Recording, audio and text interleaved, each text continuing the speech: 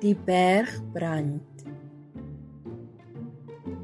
Ek en my maats het 'n speletjie wat ons graag speel. Die berg brand. Hardloop, hardloop. Toe, op 'n dag, is daar regtig 'n brand op die berg. Dis 'n verskriklike vuur wat brand en brand. Groot ou geboue brand, boeke brand, bome en gras brand. Helikopters gooi water op die vuur en dapper brandbestryders spuit water met hul brandslange.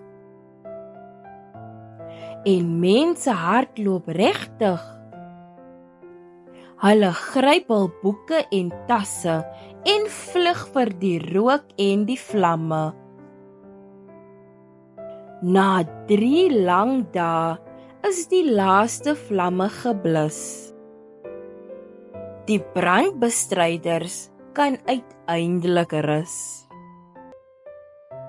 Die berghange is swart verbrand. Wanneer ons in die berg gaan stap, sien ons net rotse en verbrande bosse.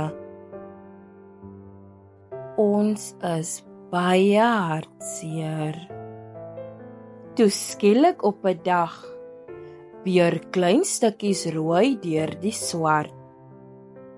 Kyk, kyk, wat is dit? Die klein stukkies rooi groei en groei, tot hulle in pragtige vuurlelies verander, wat lank en elegant is, met hul blomme wat soos rooi klokke hang.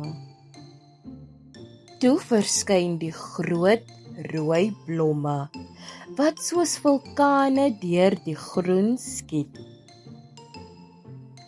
Dit lyk soos dik rooi tuite, vol stekels, met geel punte en groot rooi blare.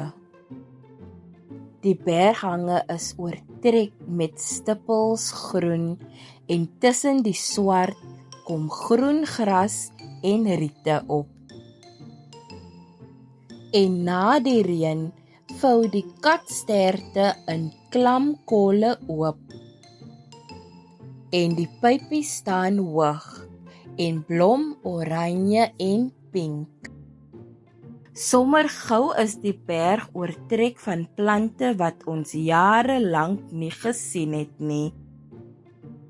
Die berg is vol nuwe lewe. Fluit, fluit, my storie is uit.